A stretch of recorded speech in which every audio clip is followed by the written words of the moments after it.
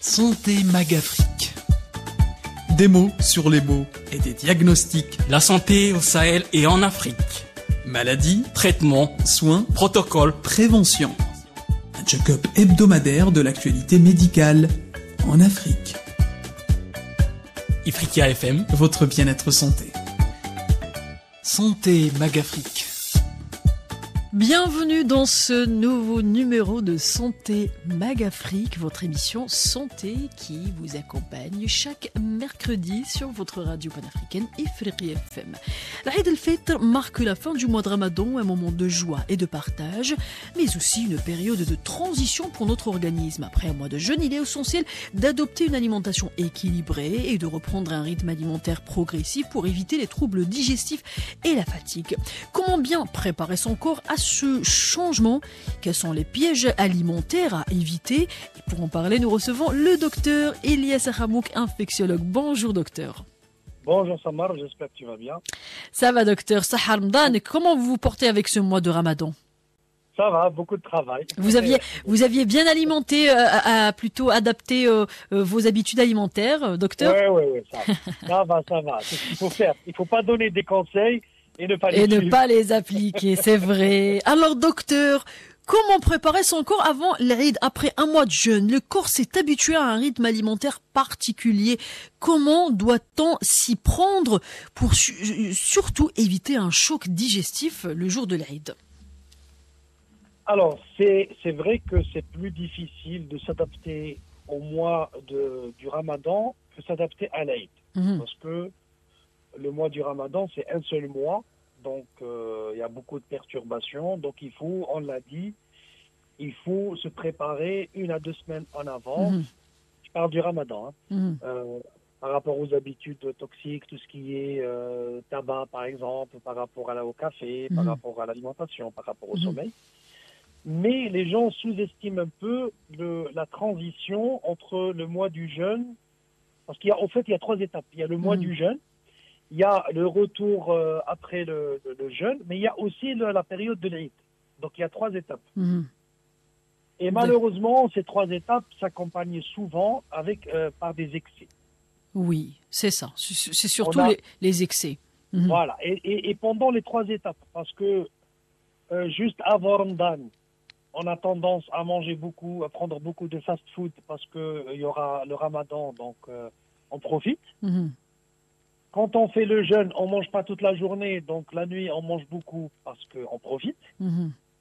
L'Aïd, c'est une fête, ça reste quand même une fête, donc il y a beaucoup de plats festifs, donc on profite. Et puis le retour après le mois du Ramadan, il y a d'autres habitudes qui ne sont pas forcément bonnes, comme les fast-food.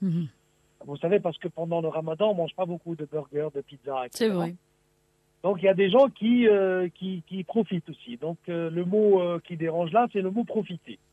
C'est vrai, c'est le mot profiter. Mais sinon, si on parle de précautions, quelques précautions particulières à prendre les derniers jours du Ramadan pour faciliter la transition vers une alimentation normale. Alors le problème, c'est pas surtout les derniers jours du Ramadan, parce qu'en général, on commence déjà à manger un peu moins. À être un peu plus fatigué parce qu'il y a des troubles du sommeil pendant une vingtaine de jours. Donc généralement, ce qui pose problème, c'est pas les derniers jours du Ramadan, mais c'est les premiers jours de l'Iftar. Pourquoi? Parce que déjà il y a la fête de l'Aïd, c'est une fête, et qui dit fête dit repas festif, c'est-à-dire reprendre le petit déjeuner, reprendre le déjeuner. Et malgré ça, il y a des gens qui avaient l'habitude pendant le Ramadan de manger la nuit, continuent de manger la nuit. D'accord. C'est ça la première erreur, c'est de profiter la journée et la nuit parce qu'on a l'habitude de manger à 10h du soir, à 11h, à midi, etc.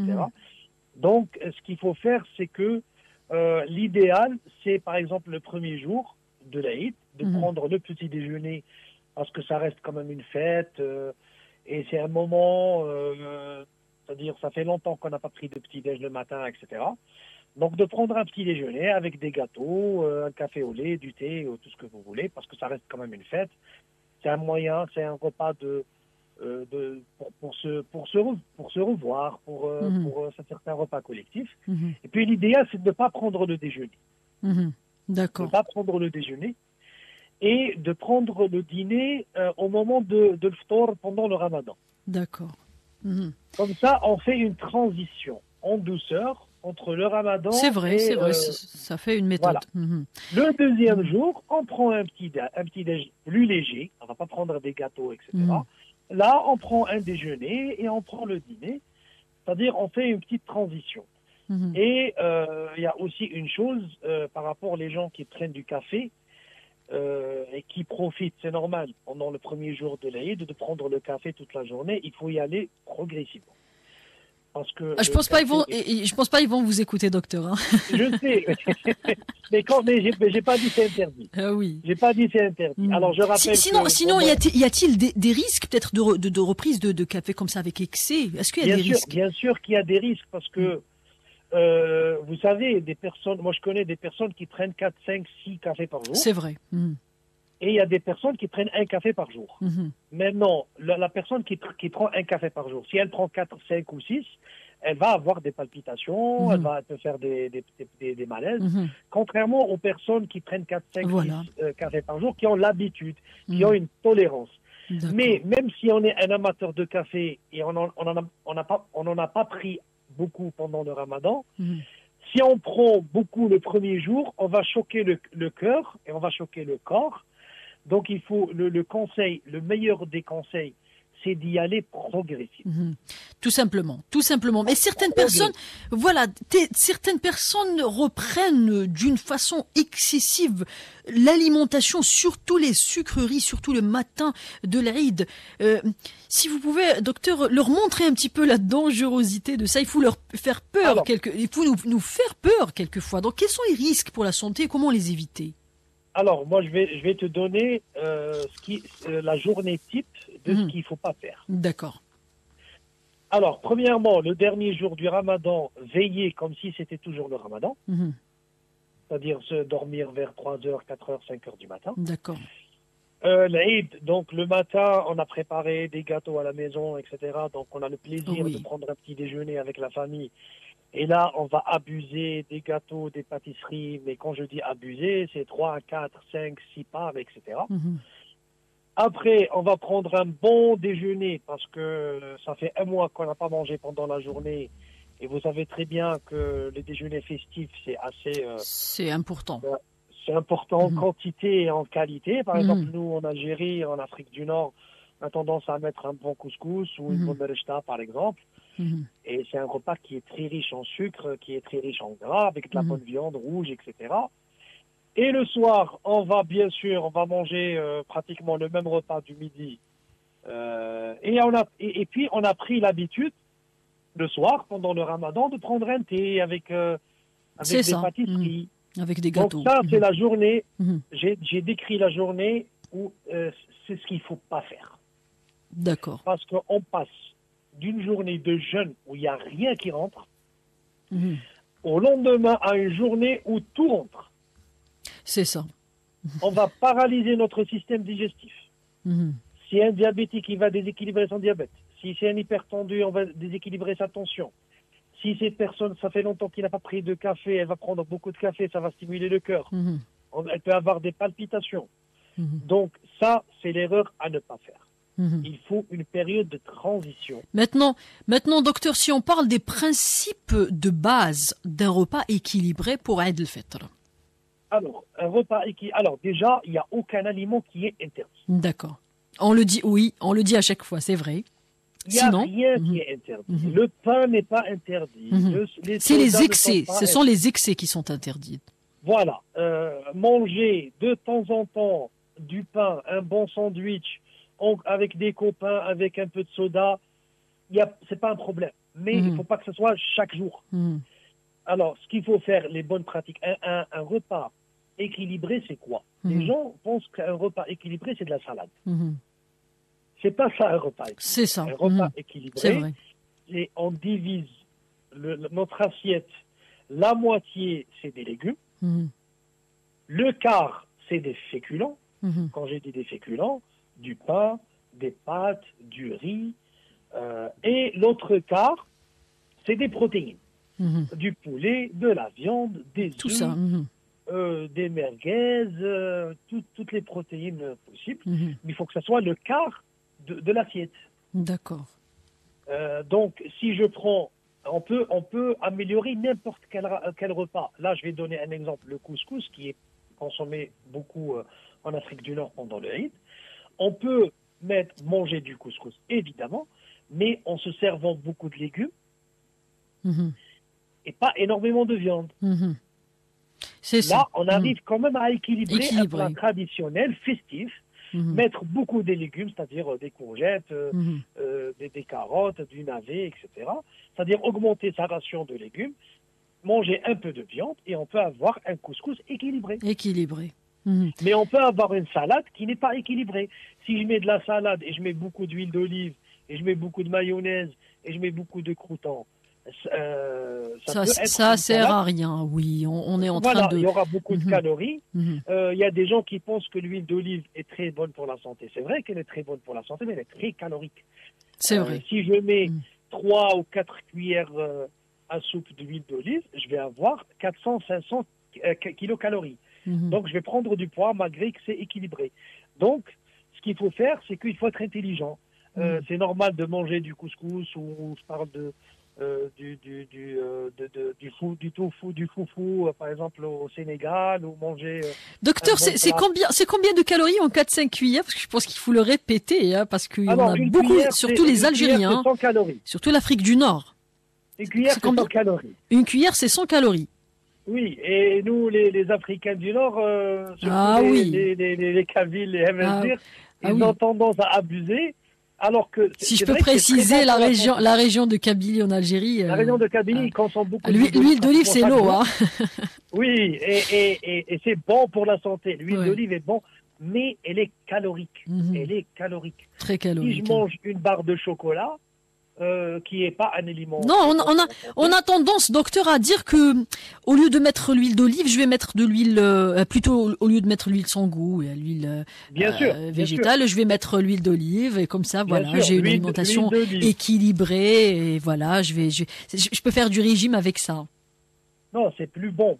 Bien sûr, c'est plus bon pour la santé parce que c'est une huile qui est naturelle. Beaucoup mieux que l'huile végétale. Si on peut faire une petite comparaison, docteur. Voilà, ça nous fait un sujet. C'est comme manger du saumon, c'est mieux que manger de la viande rouge. D'accord. Mais si je mange, parce que le saumon, pourquoi je parle de saumon? Parce que c'est un poisson qui est gras. Mais c'est du bon gras. C'est du bon gras, exactement. C'est bon pour le cœur. Mais si je mange 1 kilo de saumon, c'est calorique. Je prends du poids. D'accord.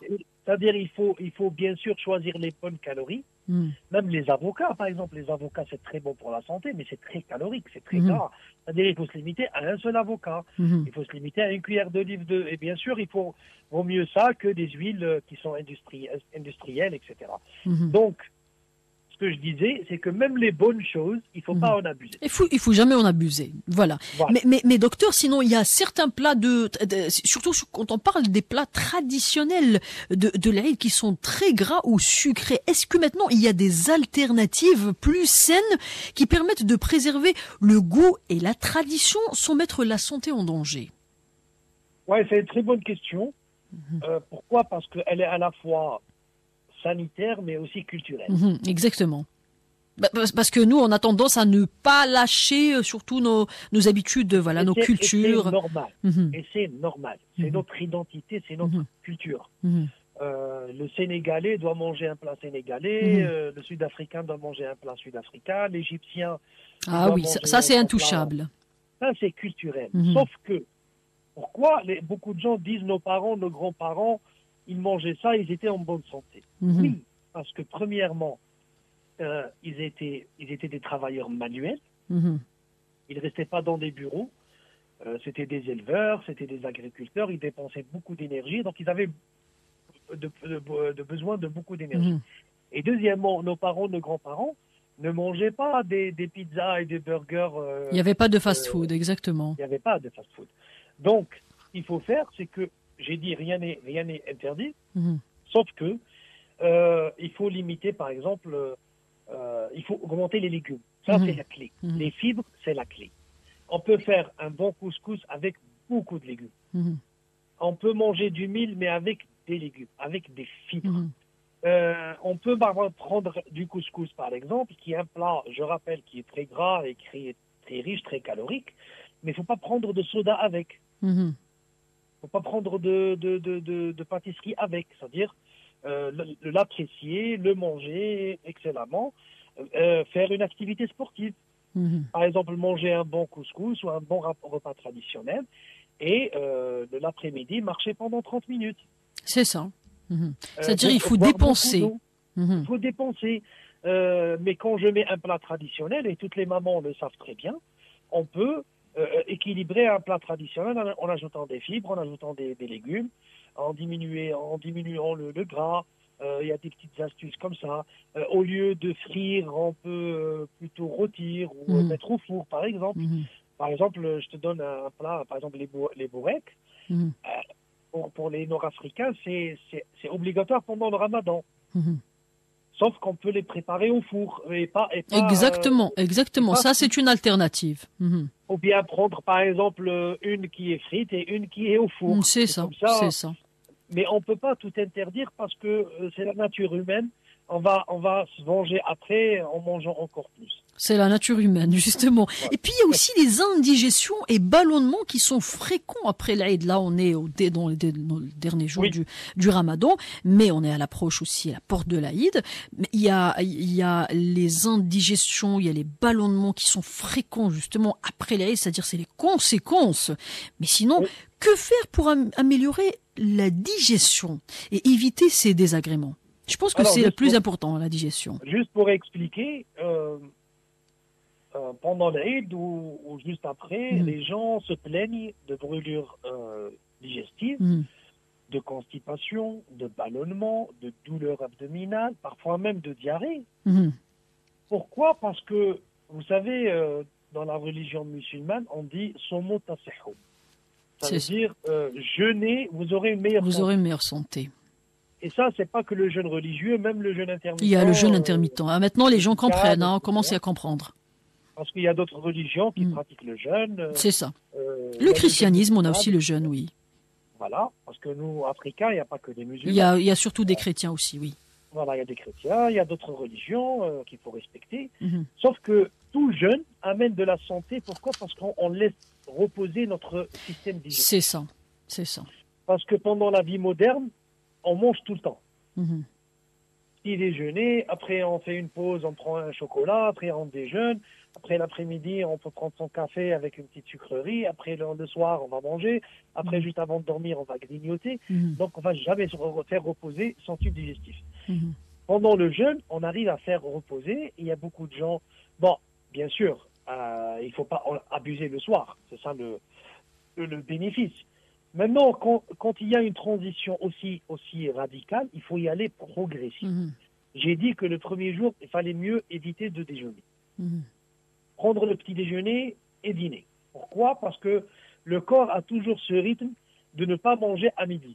D'accord. Donc, si on se met rapidement de passer d'un jeûne à un état de manger toute la journée, il y aura un déséquilibre total du tube digestif. C'est pour ça qu'il y a des personnes qui vont te dire « Ah, j'ai fait des ballonnements parce que j'ai mangé du pain, ou j'ai fait des ballons parce que j'ai mangé des choux, j'ai mangé du lait. » ou j'ai pris surtout les problèmes de côlon dernièrement. Voilà, alors que c'est pas vrai. C'est une question de changement brusque. Vous savez, récemment, il y a des astronautes qui ont séjourné plusieurs mois dans l'espace. 9 mois. Et quand ils sont arrivés sur Terre, il fallait une période de dépressurisation, une période d'adaptation. Parce que entre l'atmosphère terrestre et l'atmosphère de l'espace, il y a beaucoup de différences. Il faut faire une transition. C'est ce qu'il faut faire pendant le jour de l'Aïd. Sinon, manger des petites quantités le premier jour. Carrément. Je prends le petit déjeuner, un café avec 2 gâteaux. Le petit déjeuner, je mange un petit peu. Le déjeuner, le soir, je mange un peu. Le lendemain, on peut augmenter. Mais pour retrouver... C'est-à-dire doucement. Il faut aller doucement. Avant le Ramadan, il faut 3-4 jours pour éviter tous ces problèmes de brûlure d'estomac, de constipation, de ballonnement, de douleur, etc. Il y a certaines personnes qui pensent qu'il est possible de compenser les excès de l'Aïd en jeûnant le lendemain ou en sautant des repas. Donc vous dites, docteur, qu'il faut, par rapport par exemple au premier jour, il faut sauter c'est pas sauter, il faut revenir progressivement. Oui. Il faut prendre le petit-déj et puis le dîner. Carrément, directement. C'est un bon parce que pourquoi ? Parce que prendre le petit-déj et le dîner, c'est comme si on fait sahur el fطor. C'est comme si on fait sahur el fطor, exactement. Exactement. Sauf que pendant la journée, on peut boire de l'eau, etc. Donc, oui. Le corps, déjà, il va se préparer. Le corps va se dire, il y a du changement. Il y a du changement, surtout dans les... progressif. Le deuxième jour, on peut prendre le déjeuner. Le troisième jour, on peut augmenter. Comme ça, il faut aller doucement. Il faut y aller doucement, parce qu'une transition brusque, c'est pas bon pour le corps. Voilà. Sinon, si vous pouvez nous dire, docteur, nous conseillez peut-être des boissons comme ça à privilégier pour aider le foie et l'organisme à éliminer les toxines après un repas riche. Alors, pour vous dire la vérité, on appelle ça, des boissons. Des boissons. Détox, ça, sur le plan scientifique, il n'y a aucune preuve. Il n'y a aucune preuve sur des boissons détox. La meilleure boisson détox, c'est l'eau. D'accord. Il n'y a pas des verveine, tisane, qu'est-ce que vous en pensez? L'été. On peut prendre de la verveine, ça a des bienfaits. Ça a des bienfaits. Tout ce qui est gingembre, ça a des bienfaits. Oui. Du citron, ça a des bienfaits. Et même l'hibiscus, ça a des bienfaits. Mais la meilleure boisson pour le corps, pour éliminer les toxines, c'est l'eau. Pourquoi? Parce qu'une bonne hydratation veut dire que le foie va éliminer vers les reins et les reins vont éliminer vers l'extérieur. Maintenant, il y a des gens qui n'apprécient pas l'eau plate. Ils prennent des jus de fruits. Alors, les jus de fruits, c'est pas très bon pour la santé. Et sinon, si c'est naturel, sans colorant, sans additifs. Même si c'est naturel. Pourquoi? D'accord. Parce que le jus de fruits, c'est un fruit avec du sucre, mais sans les fibres du fruit. D'accord. Mais sinon, s'il est fait maison, et on garde les fibres. Même s'il est fait maison. D'accord. Bien sûr, on peut prendre un verre, il n'y a pas de problème. Mais il y a beaucoup de gens qui prennent 1 litre de jus d'orange fait maison, ils vont se dire ça c'est bon, il y a des vitamines, etc. C'est une mauvaise idée. Pourquoi? Parce qu'on a pris de l'orange, on a délaissé les fibres et on a pris le sucre de l'orange. D'accord. Ça je ne le savais pas moi aussi. Hein. Je viens de l'apprendre. Si vous cherchez sur Google, et j'invite tout le monde à chercher, le nombre de calories dans un verre de jus d'orange, c'est le même nombre de calories dans un verre de boisson gazeuse. D'accord. Sinon maintenant, si on parle aussi, docteur, des personnes vulnérables, vu le peu de temps qui nous reste, les personnes qui souffrent de diabète ou d'hypertension, doivent-elles adapter leur alimentation pour l'Aïd? Sinon, quels conseils spécifiques leur donneriez-vous? Alors, une bonne hydratation. Ça, c'est le meilleur des conseils. Pendant l'Aïd, on peut manger toute la journée, mais surtout, on peut boire toute la journée. C'est ce qui est plus important. L'eau, c'est toujours bénéfique. On peut boire toute la journée. C'est très bon pour le diabétique, pour l'hypertendu, pour le cancéreux, pour les personnes qui ont bonne santé. Pourquoi? Parce qu'on va éliminer les toxines, on va baisser sa tension en éliminant du sel, on va baisser sa glycémie en éliminant du sucre. Donc, boire toute la journée.